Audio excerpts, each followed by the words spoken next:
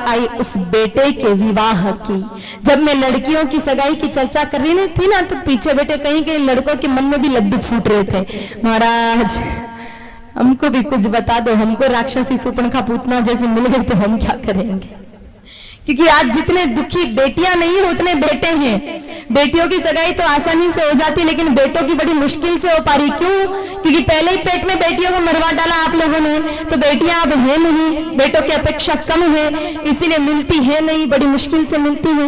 आयु हो गई 25 साल 26 साल की, नागौर में तो कहीं मिल ही नहीं रही लड़की, जोधपुर बीकानेर तक भी प्रयास कर लिया फिर भी कहीं नहीं मिल रहे। फिर ऐसे लोग क्या करते हैं, जाते हैं छत्तीसगढ़, कोई कर्नाटक, कोई महाराष्ट्र, 5-10 लाख रुपए दे करके वहां से लड़की लेकर के आते हैं, पत्नी बनाते हैं फिर उसको, और फिर 10 दिन तो वो अच्छे से रहेगी, 11वें दिन उसके अखबार में बहुत बढ़िया वाला फोटो छपेगा कि 5 शादी करके पहले ही भागी है।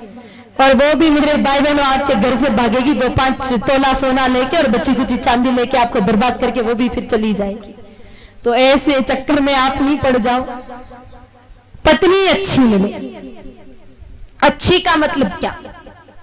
रंग रूप, पढ़ाई लिखाई नहीं, ये सब आपका निजी मामला है। अच्छी का सीधा सा मेरा मतलब एक है कि जो आपको शादी के बाद इंसान रहने दे, वो जानवर नहीं बना देवे। आप कहोगे पत्नियां जानवर बना देती हैं क्या? शादी के बाद कुछ कुछ बना देती है, सब तो नहीं, लेकिन कुछ कुछ पत्नियां पति को जानवर बना देती। कैसे? देखो मेरे भाई बहनों,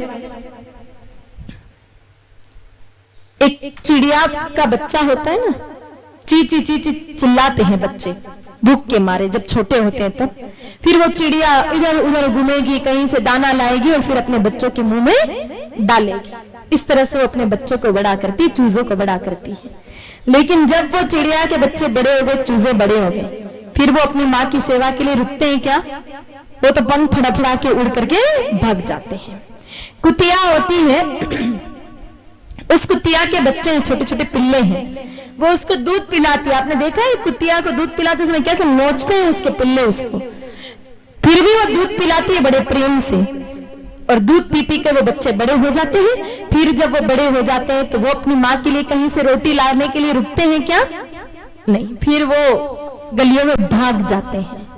तो इसी तरह से शादी तो हो गई आपकी, लेकिन जिस पिता ने फटी बनियान पहन करके पूरा जीवन निकाल दिया और आपको पढ़ाया लिखाया योग्य बनाया, जिस माँ ने अपने खून का दूध बना करके और आपको पाल पोस कर बड़ा किया, पत्नी आई 8 दिन तो साथ में रहेगी और 90 दिन कहेगी कि अपने तो डोगरा डोगरी के सामने कोई केमिस्ट्री जम नहीं रही है, चलो जायल या नागौर अलग घर बना करके रहते हैं। और पत्नी की बात में आकर के अगर आप अपनी पत्नी को लेकर के भाग गए और बुढ़ापे में माता पिता को छोड़ दिया, तो फिर उस चिड़िया के बच्चों में और उस कुतिया के बच्चों में और आप इंसानों में 1% भी अंतर नहीं है। ये जानवर वृत्ति है कि माँ बाप का खाया लेकिन लौटाने का समय आया तब भाग गए। ये जानवर वृत्ति है, पशु वृत्ति है। इंसान है तो माता पिता की हमेशा सेवा करनी चाहिए। तो पत्नी ऐसी आवे जो आपके माता पिता की सेवा करे,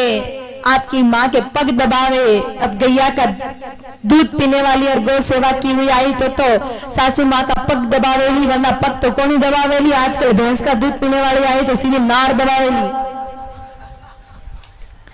तो उत्तम पत्नी मिले। BS मीडिया चैनल को सब्सक्राइब करें एवं नोटिफिकेशन ऑन करें ताकि आने वाले हर धार्मिक वीडियो का आप लाभ उठा सकें।